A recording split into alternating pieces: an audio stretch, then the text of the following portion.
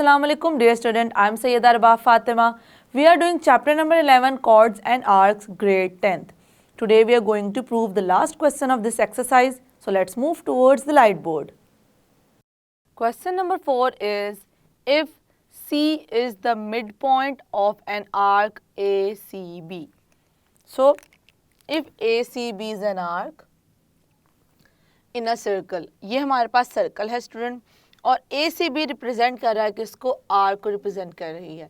तो सी क्या है इसका? सी है मिड पॉइंट इस आर का। ये चीज़ देखिएगा, अगर सी मिड पॉइंट है इस आर का तो इसका मतलब है सी से बी का डिस्टेंस और सी से ए का डिस्टेंस क्या होगा? सेम। ये हमें मिड पॉइंट वर्ड बताता है। With centre O show that line segment O C bisect the chord A B. तो हमने क्या शो करना है कि जो हमारे पास लाइन सेगमेंट है ओ सी लाइन सेगमेंट ए बी को क्या कर रही है? बाइसेक्ट कर रही है। अब गिवन क्या है? सी पॉइंट गिवन है जो कि क्या है? मिड पॉइंट है किसका? आर का ए सी बी आर का सी मिड पॉइंट है। तो मिड पॉइंट का मैंने पहले बता दिया, का मतलब ये है कि ये जो आर्क है हमारे पास, या हमारे पास आर्क जो ये है वो क्या है? इक्वल है। इनकी लेंथ और इसकी लेंथ की हमने बात की है। और उसके बाद ये है स्टूडेंट के ओ हमारे पास सेंटर है, जैसे हमने फिगर में मेंशन किया हुआ है। अब जो हमें प्रूफ करना है उसकी तरफ चलते हैं। O C bisects the chord A B. अब हमें बेसिकली ये प्रूफ करना है कि ओ सी जो है वो क्या करेगी? ए बी को करेगी बाइसेक्ट। तो बाइसेक्ट प्रूफ करने के लिए मतलब ये है, हमने ये प्रूफ करना है कि ये डिस्टेंस जो है और ये डिस्टेंस जो है वो होगा इक्वल। जिस तरह आर्क ए सी बी के ऊपर सी पॉइंट वो है जो कि मिड पॉइंट है उस आर्क का, और मिड पॉइंट इसलिए क्योंकि डिस्टेंस सेम है। तो इसी तरीके से जो हम पॉइंट देख रहे हैं एम बेसिकली अगर हमारे पास मिड पॉइंट हो ए और बी का, मतलब एम से ए का डिस्टेंस या एम से बी का डिस्टेंस हमारे पास दोनों इक्वल हो, तो इसका मतलब है कि ये हो रहे हैं बाइसेक्ट हो रहे हैं। तो एम पॉइंट आ कैसे रहा है? आ बेसिकली ओ सी की वजह से रहा है। ओ सी ने किया है ए बी को कट किस पॉइंट पे? एम पॉइंट पे। तो अगर ओ सी एम पॉइंट पे ए बी को कट करती है और एम हमारे पास क्या हो? मिड पॉइंट हो ए बी का, इसका मतलब ये है कि जो हमारे पास ओ सी है उसने बाइसेक्ट किया है किसको? ए बी को। तो यही चीज़ हमने स्टूडेंट यहाँ पर क्या करनी है? प्रूफ करनी है। चले चलते हैं अपने गिवन की तरफ। गिवन मेंशन करके फिर देखेंगे हम इसको किस तरीके से प्रूफ करने जा रहे हैं। सबसे पहले इसको कर लेते हैं मेंशन, देन फिर हम डिस्कशन अपनी करते हैं कंटिन्यू। तो स्टूडेंट हम किस तरीके से इसको लेकर चल रहे हैं? सबसे पहले करेंगे mention. Given a circle with centre O. हमारे पास एक सर्कल है जिसका सेंटर क्या है स्टूडेंट? ओ है। और उसके बाद हम बात करने लगे हैं आर्क की, कि हमारे पास एक आर्क है A C B is an arc. अब स्टूडेंट ये आर्क है और हमें पता है कि जो सी पॉइंट है वो क्या रिप्रेजेंट कर रहा है? इसका रिप्रेजेंट कर रहा है mid point. A C B is an arc with C as its midpoint, as its mid point। जो C है वो AC का मिड पॉइंट है। एंड हम यहाँ पर एक और चीज़ क्या लिख सकते हैं? हम क्या लिख सकते हैं इसके बारे में? Measure AC equals to measure BC arc के, मतलब मिड पॉइंट हमें बेसिकली यही बता रहा है स्टूडेंट। ये हमने यहाँ पर कर दी है मेंशन। उसके बाद हम क्या यहाँ पर लिखेंगे कि हमने सेंटर को किस तरीके से ज्वाइन किया है सी के साथ। Centre O is joined with C such that, किस तरीके से हमने सी को ज्वाइन किया है ओ के साथ, कि हमारे पास क्या आ गई है? ओ सी हमारे पास एक लाइन सेगमेंट आ गई है student. Meet the A B at M. हमने ओ सी इस तरीके से ड्रॉ किया जो कि हमें नज़र आ रहा है कि ए बी पे मीट करिए किस पॉइंट पे, एट पॉइंट एम। ओके, और अब हमें स्टूडेंट बेसिकली प्रूव क्या करना है, उसको मैं करने जा रही हूँ यहाँ पर mention. So what we have to prove here, we have to prove this line segment is equal to this line segment. Measure A M equals to measure B M. ये लाइन सेगमेंट हमारे पास इस line segment के equal है और basically M common है, तो हम शो कर रहे हैं कि वो क्या है, मिड पॉइंट है ए बी का। ये हमें करना है प्रूफ। अब मेंशन कर देते हैं स्टूडेंट कि हमने यहाँ पर कंस्ट्रक्शन क्या की है,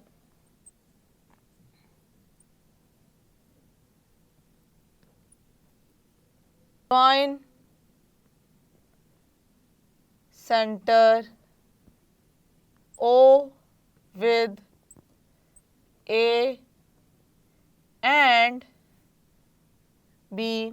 हमने क्या किया है, ओ को ज्वाइन कर दिया है ए और बी के साथ इस तरीके से, टू मेक सेंट्रल एंगल। हमने किस तरीके से ओ को ए और बी के साथ ज्वाइन किया कि हमारे पास एक सेंट्रल एंगल आ गया स्टूडेंट, वो क्या है, ए ओ बी। ए ओ बी पूरा, इसका मतलब है कि हमने ये जो 1 2 लिखा हुआ है बेसिकली 1 + 2 जो कंप्लीट हमारे पास एंगल होगा वो किसको रिप्रेजेंट करेगा, वो रिप्रेजेंट करेगा सेंट्रल एंगल को, जो कि मैं यहाँ पर कर चुकी हूँ मेंशन। अब देखते हैं स्टूडेंट कि हम इसको आगे फर्दर कैसे कंटिन्यू कर रहे हैं। प्रूफ राइट करेंगे यहाँ पर,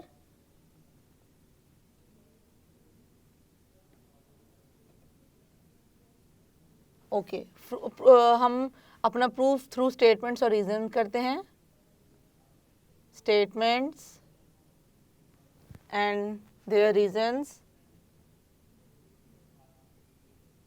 ओके, अब हम वही बात स्टूडेंट वहाँ से स्टार्ट करेंगे जो कि हमें बात गिवन है, उसी बात को लेकर हम चलेंगे और प्रूफ कर देंगे कि ये हमारे पास इक्वल है। तो बेसिकली स्टूडेंट इस बात को समझिएगा, सेंट्रल एंगल पहले मैं मेंशन कर दूंगी और उसके बाद फिर हम सेंट्रल एंगल को डिस्कस करने के बाद बात कर रहे हैं दोनों ट्रायंगल्स की। दोनों ट्रायंगल, जो हमें दो ट्रायंगल्स यहाँ पर नज़र आ रहे हैं उनको मैं करूँगी यूज़, और उनको यूज़ करते हुए मैंने बेसिकली ये प्रूव करना है कि दोनों ट्रायंगल्स आपस में क्या हैं, कॉन्ग्रुएंट हैं। अगर दोनों ट्रायंगल स्टूडेंट कॉन्ग्रुएंट हम प्रूव कर देते हैं तो ऑब्वियसली जो ए एम और बी एम है हमारे पास क्या है, कॉरेस्पॉन्डिंग साइड्स हैं इस दोनों ट्रायंगल्स की, तो हम बहुत आसानी से प्रूव कर देंगे कि ये आपस में क्या है, इक्वल हैं। तो सबसे पहले हमें जो काम करना है सेंट्रल एंगल को डिस्कस करने के बाद हमें प्रूव करना है इन दोनों ट्रायंगल्स को आपस में कि ये क्या है, कॉन्ग्रुएंट हैं। तो हम अपने पहले सेंट्रल एंगल को यहाँ पर डिस्कस कर लेते हैं कि हमारे पास जो एंगल है, एंगल ए ओ बी, वो क्या है स्टूडेंट, वो हमारे पास सेंट्रल एंगल है जो कि मैंने यहाँ पर किया है मेंशन, इज सेंट्रल एंगल। और ये सेंट्रल एंगल स्टूडेंट हमारे पास आया कैसे है, ये आया है थ्रू कंस्ट्रक्शन, यहाँ पे मैं वो रख कर दूंगी राइट, कंस्ट्रक्शन के थ्रू हमारे पास ये सेंट्रल एंगल आया है। उसके बाद मैं कहने लगी हूँ कि दोनों जो मेरे पास एंगल्स हैं, एंगल 1 और एंगल 2 इक्वल हैं। क्यों कह रही हूँ उसको मैं करती हूँ एक्सप्लेन। सबसे पहले तो मैं यहाँ पर इसको राइट कर दूंगी, therefore measure angle 1 equals to measure angle 2। अब देखिए स्टूडेंट हम क्यों कह रहे हैं कि हमारे पास एंगल 1 और एंगल जो 2 हैं आपस में इक्वल है। रीज़न क्या है, अब देखें, क्योंकि ये हमारे पास है सेंट्रल एंगल, ये पूरा सेंट्रल एंगल है जैसा कि हमने भी कर दिया है मेंशन। और हमें पता है कि हमारे पास गिवन क्या था, गिवन में हमारे पास क्या है स्टूडेंट, हमारे पास गिवन में ये है कि ए सी और बी सी जो है, ए सी और बी सी जो स्टूडेंट्स हैं वो दोनों आर्क्स हैं इक्वल। तो ये आर्क बना रही है एंगल 1 और ये आर्क बना रही है एंगल 2। तो अगर हमारे पास ये सेंटर है और ये आर्क्स हमारे पास इक्वल हैं तो ये जो सेंटर के साथ एंगल बनाएंगी वो भी क्या होंगे, इक्वल होंगे। ये बात ध्यान में रखिएगा, क्योंकि सी पॉइंट जो है बेसिकली मिड पॉइंट है किसका, आर्क ए सी बी का। तो इस वजह से अब जो एंगल बन रहा है जो, और सी ही बना रही है, वो ओ सी बेसिकली ज्वाइन हुआ है, तो हमारे पास दोनों आए हैं, सेक्टर्स आए हैं और ये हमारे पास एंगल बन रहे हैं, एंगल 1 और एंगल 2। इन दोनों आर्क की वजह से हम कह देंगे कि ये आपस में क्या है, ये दोनों इक्वल हैं। इसको मैं अब यहाँ पर रीजन को यहाँ पर कर दूंगी right. C is the mid point of A C B, C is the mid point of arc ACB, जो कि हमें क्या था, गिवन था। अब इस गिवन की वजह से कैसे हमने एंगल्स को इक्वल कहा है वो मैं आपको ऑलरेडी कर चुकी हूँ एक्सप्लेन, कि हमने बेसिकली आर्क को रिलेट किया है एंगल के साथ। और मैं इसको कह दूंगी इक्वेशन नंबर 1 स्टूडेंट।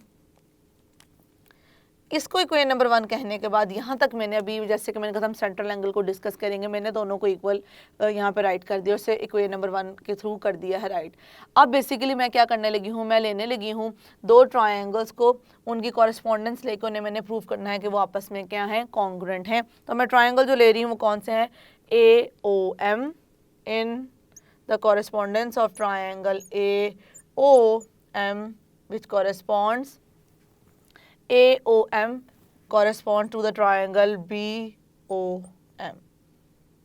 अब मैं 1 बाय 1 इनमें साइड और एंगल की करूंगी बात और इनको कर दूंगी प्रूव कि ये आपस में क्या है, कॉन्ग्रुएंट हैं। सबसे पहले जो मैं लिखने जा रही हूँ वो है measure OM। Measure OM is equals to measure OM। Reason क्या है स्टूडेंट, ये है कॉमन, तो मैं यहाँ पे मेंशन कर दूंगी क्योंकि ये कॉमन है, इस वजह से मैंने इसको कर दिया इस तरीके से राइट। ओके अब अगली बात देखें, एक साइड मैंने जो कि कॉमन है वो मेंशन कर दी है कि दोनों में क्या है, इक्वल है, यहाँ पे हम ये राइट कर देते हैं। उसके बाद अब मैं बात करूंगी एंगल की, जो कि मैं इक्वेशन नंबर 1 में ही प्रूव कर चुकी हूँ कि हमारे पास क्या है, कॉन्ग्रुएंट हैं या दोनों हमारे पास क्या है, इक्वल हैं। तो यहाँ पर मैं अगर राइट कर दूँ measure angle 1 equals to measure angle 2, या दोनों को लिख दूं angle 1 is congruent to angle 2, तो इससे कोई फर्क नहीं पड़ता। यहाँ पे रीज़न लिखेंगे कि हमने क्यों ऐसे लिखा है, क्योंकि ये ऑलरेडी है प्रूव्ड, हम प्रूव कर चुके हैं इसको, किस में, इक्वेशन नंबर 1। इक्वेशन नंबर 1 में हमने इसको ऑलरेडी कर दिया है प्रूव। इसके बाद देखिए स्टूडेंट, OA और OB को मैं कह सकती हूँ कि दोनों आपस में इक्वल हैं या कॉन्ग्रुएंट है। रीज़न क्या है, क्योंकि OA भी रिप्रेजेंट कर रहा है रेडियस को या रेडियल सेगमेंट को, और OB भी रिप्रेजेंट कर रहा है रेडियस या रेडियल सेगमेंट को। तो हमें पता है, ये बात हम बारहा कह चुके हैं। अब तो ये हमें बहुत अच्छे से क्लैरिफाई हो जाना चाहिए पॉइंट कि एक सर्कल है, उसमें हम जितने मर्जी रेडियस लें या रेडियल सेगमेंट्स लें स्टूडेंट, वो क्या होंगी, हमारे पास इक्वल होंगी। तो इसलिए मैं यहाँ पर राइट कर दूँगी कि हमारे पास जो लाइन सेगमेंट है OA और जो लाइन सेगमेंट है OB, जो कि रिप्रेजेंट कर रही हैं रेडियल सेगमेंट्स को सर्कल की, वो क्या है, इक्वल है। रीज़न क्या है, radii of the same circle. तो इसका रीज़न मैं यहाँ पर कर दूंगी mention, radii of the same circle. अब यहाँ तक हम ये तीनों चीज़ें राइट करने के बाद मेरे पास एक लाइन सेगमेंट ये है, दूसरी लाइन सेगमेंट है ये, और एंगल 1 है इन दोनों का इंक्लूडेड एंगल। इसी तरीके से यहाँ पर एक ये और एंगल 2 बेसिकली इंक्लूडेड एंगल है। तो दो साइड्स हमारे पास आई और आ गया उनका इंक्लूडेड एंगल स्टूडेंट, जो कि आपस में क्या है, कॉन्ग्रुएंट है। तो अब मैं यहाँ पे आराम से SAS रिजल्ट को कर सकती हूँ अप्लाई इन दोनों ट्रायंगल्स पे और प्रूव कर दूंगी कि ये आपस में क्या है, कॉन्ग्रुएंट हैं। So I am going to write over here, therefore triangle AOM is congruent to triangle BOM। अब क्यों मैंने कहा है कि कॉन्ग्रुएंट है, रिजल्ट मैं यहाँ पे कर दूंगी mention, side angle, side is congruent to the corresponding side angle side. उसके बाद अब मैं इसको राइट करने के बाद अब क्या डिस्कस कर सकती हूँ स्टूडेंट, अब मैं आगे फर्दर यहाँ पे डिस्कशन कर सकती हूँ, जो कि हम लेकर चल रहे हैं कि हमें बेसिकली क्या प्रूव करना है, AM और BM को कॉन्ग्रुएंट प्रूव करना है। तो मैं अब क्योंकि दोनों ट्रायंगल्स हमारे पास कॉन्ग्रुएंट हैं, तो उनकी कॉरेस्पॉन्डिंग साइड्स और कॉरेस्पॉन्डिंग एंगल्स भी हमारे पास होंगे कॉन्ग्रुएंट। तो इसे मैं यहाँ पर मैंशन कर दूँगी कि हमारे पास जो है AM, measure AM is equals to measure BM। अगर कॉन्ग्रुएंट में लिखना चाहते तो कॉन्ग्रुएंट में भी लिख सकते हैं, क्योंकि हमने यहाँ पर यही फॉर्म लिखा है, तो मैंने भी ये फॉर्म यहाँ पे कर दी है मेंशन। रीज़न क्या लिखेंगे हम स्टूडेंट, यहाँ पे हम रीज़न लिख देंगे corresponding sides of congruent triangle, corresponding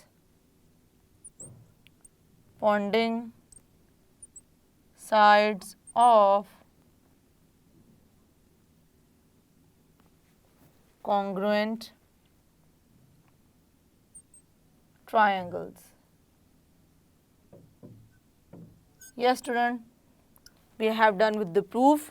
so basically हमें यही प्रूफ करना था, hence we have done with the proof. Yes student, हमने यहाँ पे प्रूफ कर दिया है कि किस तरीके से हमारे पास ए एम इक्वल है बी एम के। तो बेसिकली हमें इन रिजल्ट्स को याद रखने की ज़रूरत है, वो कंडीशंस या वो सिचुएशंस स्टूडेंट देखेंगे हम किस तरह से डिफरेंट सिचुएशंस को डील कर रहे हैं और किस तरीके से हम सेंट्रल एंगल, आर्क और कॉर्ड के रिलेशंस को देख रहे हैं कि हमने कुछ रिजल्ट्स में पढ़ा कि वो एक चीज़ इक्वल हो तो दूसरी चीज़ कैसे इक्वल होती है, या हम बात कर रहे हैं लाइन सेगमेंट्स की कि कौन सी लाइन सेगमेंट किस लाइन सेगमेंट को कर रही है बाइसेक्ट। तो हमने यहाँ पर देखा कि अगर सेंटर से हम एक लाइन सेगमेंट ड्रॉ करें जो कि उसके सेंट्रल एंगल जिसके साथ बन रहा है उस आर्क को करें 2 इक्वल पार्ट्स में डिवाइड, तो अगर हम उन दो पॉइंट्स को यूज़ करते हुए, जो हमने आर्क है उन्हीं के 2 पॉइंट्स को यूज़ करते हुए एक और ड्रॉ करें, तो वो हमारे पास लाइन सेगमेंट बेसिकली बाइसेक्ट करेगी ना सिर्फ इस आर्क को, इस आर्क के साथ साथ वो उस कॉर्ड को भी बाइसेक्ट करेगी जो कि हमने सेम पॉइंट्स को यूज़ करते हुए ड्रॉ की है। इसका मतलब ये है कि मैं एक सर्कल लूँ, वहाँ पे मैं कोई और आर्क ले लूँ और सेंटर से उस पर एक ऐसी लाइन सेगमेंट ड्रॉ करूँ या एक ऐसा पॉइंट लूँ बेसिकली जो कि उसको कर दे 2 इक्वल आर्क्स में डिवाइड, तो बेसिकली जो कॉर्ड वहाँ पे ड्रॉ करूँगी वो भी क्या होगी, बाइसेक्ट ही होगी। मैं इसको यहाँ पर करके बेसिकली आपको शो कर देती हूँ कि जो बात मैं कहना चाह रही हूँ, ताकि ये पॉइंट अच्छे से हमें क्लियर हो जाए कि एक हमारे पास सर्कल है, इस सर्कल का सेंटर ओ आ गया हमारे पास। स्टूडेंट्स, मैंने क्या किया, अब मैं यहाँ जैसे यहाँ पे वो नहीं ले रही, मैं यहाँ पे ले रही हूँ पी क्यू एंड आर। ये मैंने एक आर्क ले ली है, मैंने कहा है क्यू वो पॉइंट है हमारे पास जो कि इस आर्क को 2 इक्वल आर्क्स में कर रहा है डिवाइड। मैंने क्या किया, इसको ज्वाइन कर दिया सेंटर के साथ।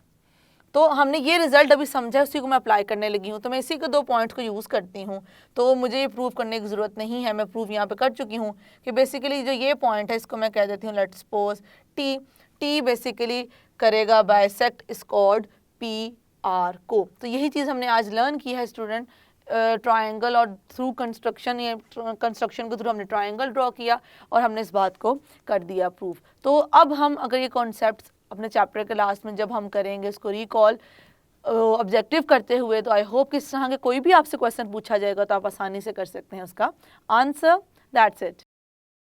यस स्टूडेंट, आई होप कि जिस तरीके से हमने एक आर्क ली और आर्क का जो मिड पॉइंट था वो हमें गिवन था, उसको यूज़ किया हमने एंड पॉइंट्स को आर्क के, और वहाँ पे की थी एक आर्क, एक बेसिकली कॉर्ड ड्रॉ, और कॉर्ड को हमने देखा कि जो हमारे पास मिड पॉइंट था एम, उससे दोनों का जो डिस्टेंस था एंड पॉइंट से वो था सेम, जिसको हमने आज किया है प्रूफ। आई होप कि ये आपको क्लियर है स्टूडेंट। हमने जितने भी क्वेश्चंस किए हैं एक्सरसाइज 11.1 के, उनकी अच्छे से करें practice. See you in the next lecture. अल्लाह हाफिज़।